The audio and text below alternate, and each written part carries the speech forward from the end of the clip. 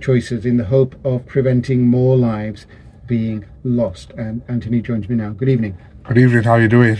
All good, Anthony. So this very difficult subject really to talk about, but one that it's really important that we do talk about this and the impact it's having on our communities. So tell me first, Anthony, why you've put this exhibition together.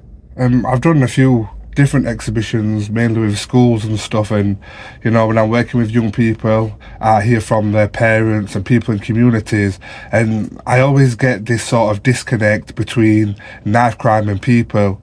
They always, well, not always, but the majority feel like what happened to me, I've got a good kid. But when I do talk to victims, they said the same exact things apart from their loved ones no longer here. So I thought if I could think of a way that I could try and allow people to have just an insight into the true devastation that knife crime causes, then people will sort of drop this mentality and we can have open talks about it and prevent it from happening. And that's part of what we heard in those interviews there as well, those voices we heard. What was it like speaking to these people who were affected, really, about the loss of their loved ones?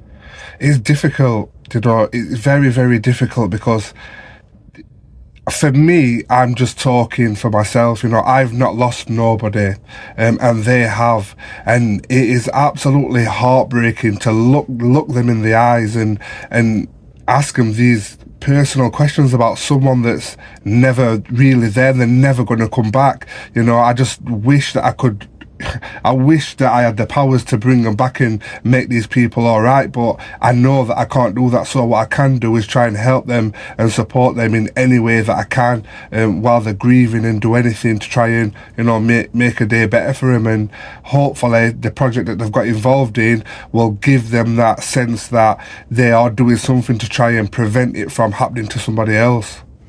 Why is knife crime happening? There's gun crime as well, but knife crime at the moment seems particularly an issue.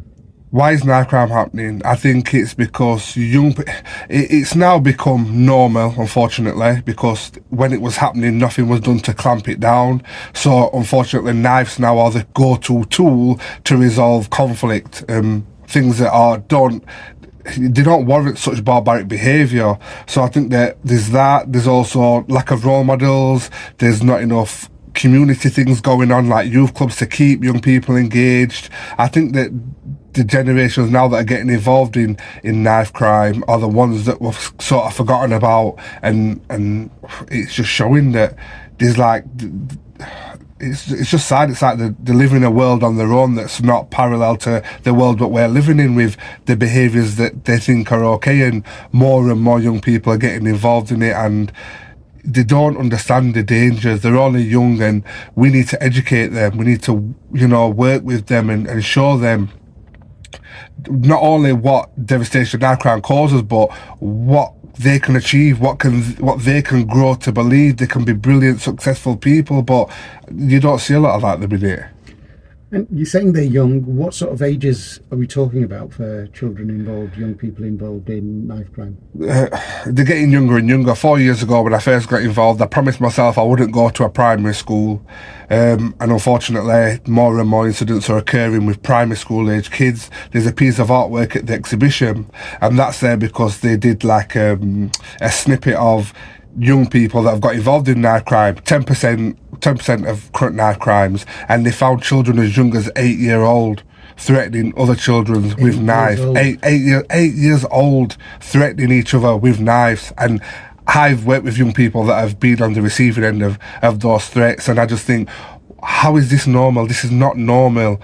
And it automatically makes the person that's been threatened, the other 8-year-old, well, if he said he's going to stab me, I should carry a knife, because that's how we think, children think, you know. So then you've got one child getting stabbed for no reason, just because of an empty threat. But, you know, the severity is still there, and it's very dangerous. And we often talk about boys being involved in knife crime. Is it only boys? No, it's females as well. It's more so boys, don't get me wrong, but there are females as well that are on the receiving end and the giving end, unfortunately.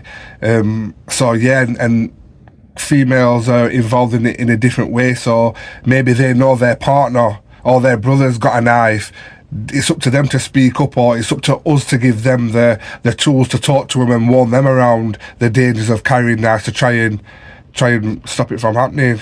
And you said these young people perhaps have been, they've got nowhere to go. Yeah. Where are they sort of hanging out then? Where are they?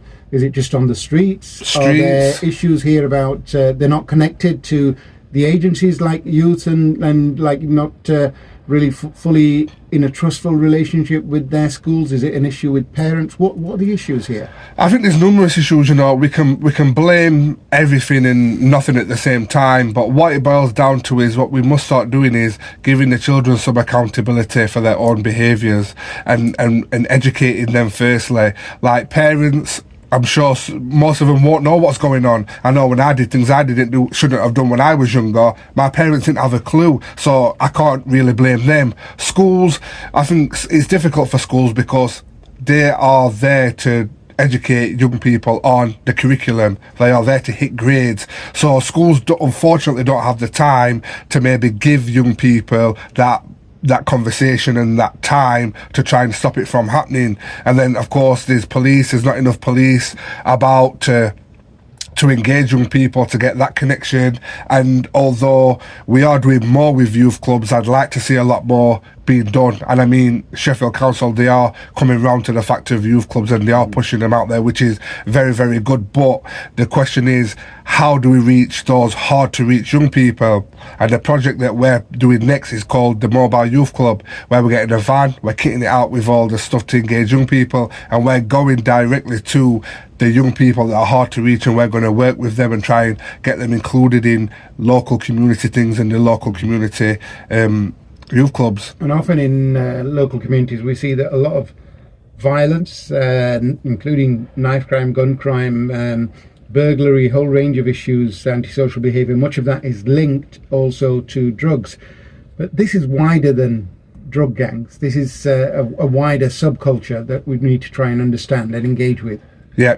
It's just young people. Generally, it'd make it a lot easier to resolve the problem if it was a certain type of young person from a certain area. But unfortunately, it's not. I think we've got a lot to do with understanding the mind of young people and how it works. And there's a thing called linked fate. This is where you see a group of people like you, for instance, being murdered, young people, so you automatically think is going to happen to you, therefore you need to protect yourself. It's those things that we need to break down and let young people know that, look, not all other young people carry knives, so you don't need to. And again, emphasise on their life and their value and what they can become.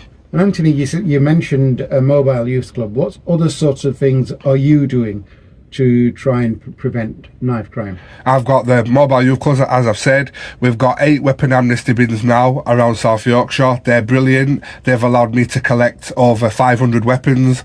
They are in the Tree of Opportunity that is down at the town hall. I've had mostly knives, but I've had 2 guns, live firearms, knuckle dusters, batons, you name it, I've had it. So there's that. And I go to schools, do a lot of talks around knife crime, but not just the knife crime. I don't focus on the knife crime, I focus on the mindset of the young person, and I challenge that. So even though I might do a session that's called knife crime, we only talk knife crime very little. We talk about understanding behaviours, conflict management, de-escalation, and I've written a book as well called One Knife, Many Lives that is aimed at young people. So to try and get them to read, because I understood on my journey as I've grown as a person how important reading is and getting the knowledge. So I wrote a book to try and get young people into reading. Some great stuff that you're doing, Anthony. What do you think others, what should they be doing and who should be doing it?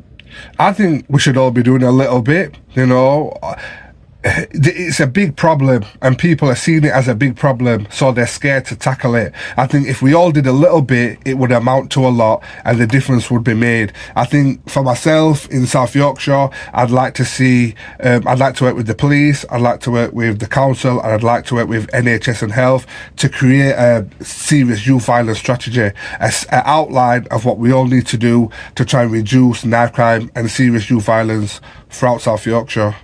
Anthony, good to speak to you and hear about some of the great work that you're doing, and it'll be good for you to, I think, come back as you progress along.